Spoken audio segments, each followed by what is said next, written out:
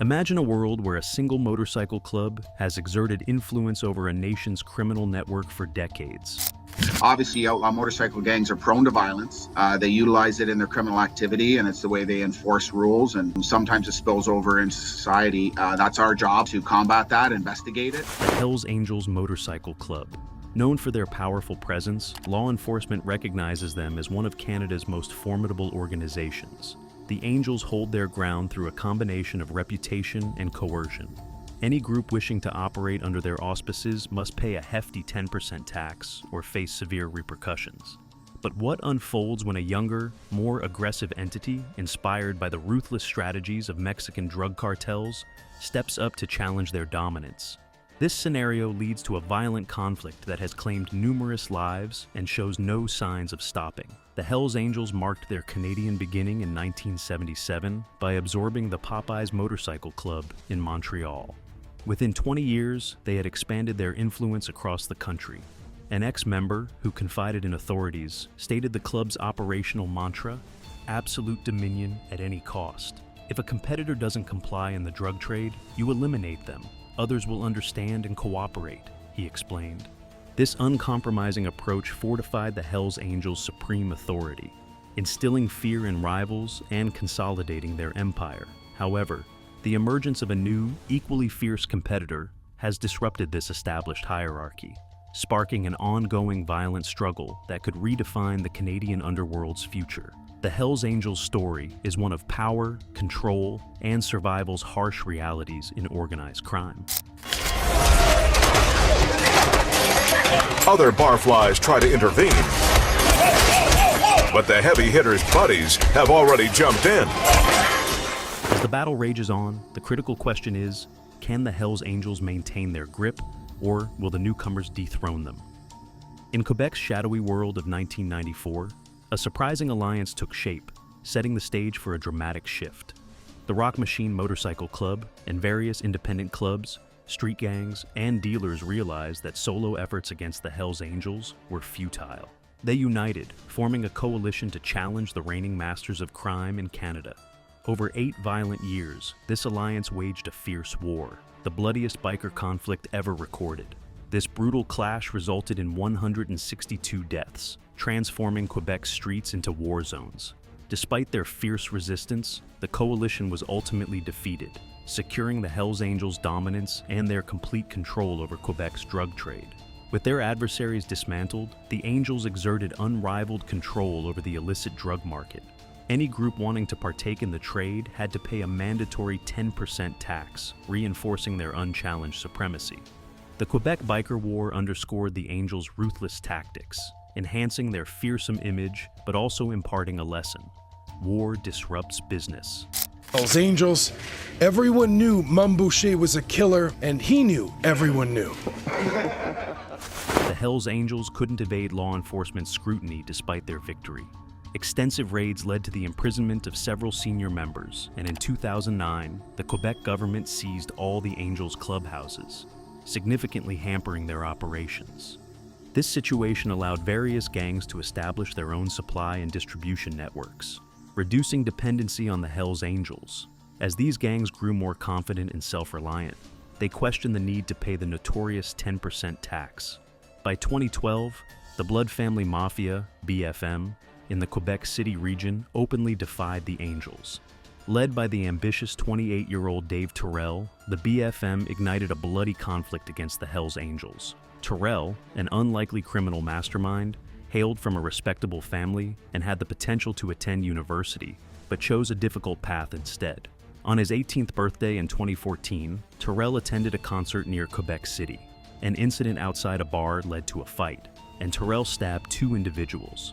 This attack marked the start of his violent career, propelling him into the criminal underworld, where he now challenges the Hells Angels' reign.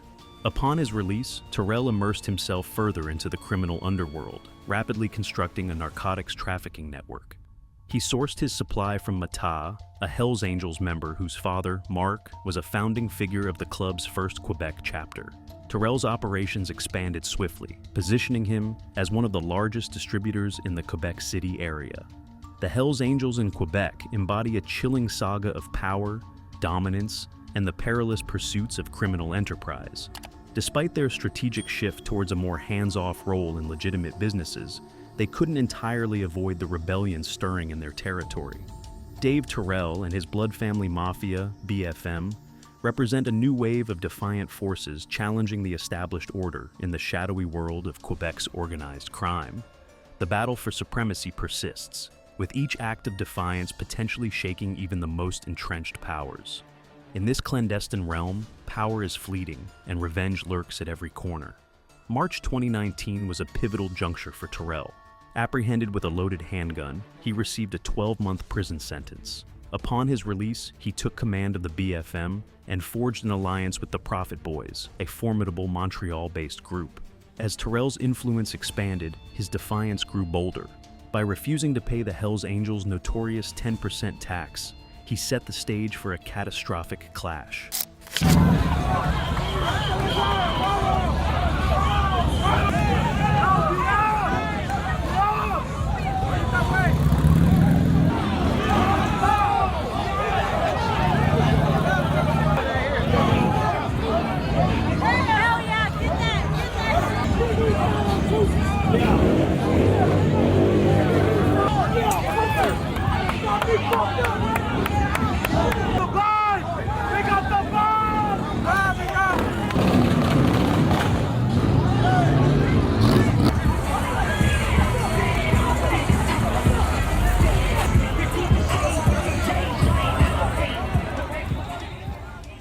In January 2023, Terrell discovered a GPS tracking device under his car.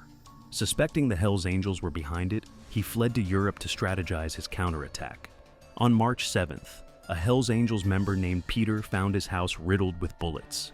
Over several months, numerous businesses associated with the Angels were firebombed, including a vape store and an erotic massage parlor. By July, police had arrested 7 BFM members after an extensive investigation. But Terrell and his right-hand man, 31-year-old Rubens Dennis, eluded capture. The conflict claimed its first fatality on November 27th. Michel Gann, a notorious drug trafficker and Hells Angels associate known for collecting the 10% tax, was found dead outside his Quebec City residence. This assassination sent a clear message. The Blood family Mafia was not backing down. With violence escalating, the Hells Angels sought to prevent an all-out war. They sent one of their influential members, Mario Banana, to Europe to negotiate a truce with Terrell. The proposal included ending hostilities in exchange for granting Terrell exclusive rights to sell drugs in the populous Limilao district of Quebec City. Terrell, however, outright refused and advised Mario to catch the first flight back to Quebec. On February 19, 2024, a Montreal newspaper obtained a chilling video showing Terrell's men torturing 2 Hells Angels associates. In a gruesome display, one of the victims had his ear cut off while the captors warned, "This is just the beginning." The situation continued to unravel due to Mario Banana's actions. On the same day, 3 other Hells Angels associates were kidnapped and transported to an isolated farm in St. Malachi, about 50 miles south of Quebec City. They were filmed being tortured until one victim managed to escape, stabbing a sleeping kidnapper and fleeing. There were 2 very violent incidents. One was at this home south of Quebec City. 3 men with links to the Hells Angels were kidnapped and tortured, escaped, killed the captor who was watching him, went to a nearby home to call police. The violence only escalated. 3 days later, another individual with the ties to the Angels was kidnapped in Saguenay and abandoned on the streets of Montreal a week later, severely mutilated and tortured. When questioned by police, he remained silent, his missing finger and toes speaking volumes. Tensions within the Hells Angels reached a peak. The remaining 4 chapters in the province expressed dissatisfaction with the Quebec City chapter, criticizing their failure to manage the situation. With their reputation on the line, Hells Angels leaders across Quebec threatened to converge on the city to violently suppress any opposition. This perpetual cycle of violence and retribution underscores the perilous dynamics of the criminal landscape, where power and control are perpetually contested. Desperate to avoid further escalation, the Quebec City chapter of the Hells Angels Motorcycle Club allegedly reached out to the police through discreet channels, urging action against the BFM faction. On March 1st, Quebec police arrested 35 individuals associated with the BFM across the province in a comprehensive crackdown. On the same day, Rubens Dennis was apprehended in Portugal, temporarily halting the turmoil. Since these mass arrests, violence has subsided, but the story is far from over. Police crackdown on organized crime in Quebec has led to more than 30 arrests in the last week, and more are expected. Authorities say it's a blow to the blood family Mafia, a street gang believed to be behind a string of violent killings. With Dave Terrell still at large, the fragile peace remains tenuous. The criminal underworld watches intently, anticipating the next move in this deadly struggle for power and retribution. The battle for Quebec's criminal hierarchy endures, a dark tale of defiance, loyalty, and bloodshed. Thanks for tuning in. Don't forget to like, subscribe, and hit the bell icon to stay updated on our latest crime stories.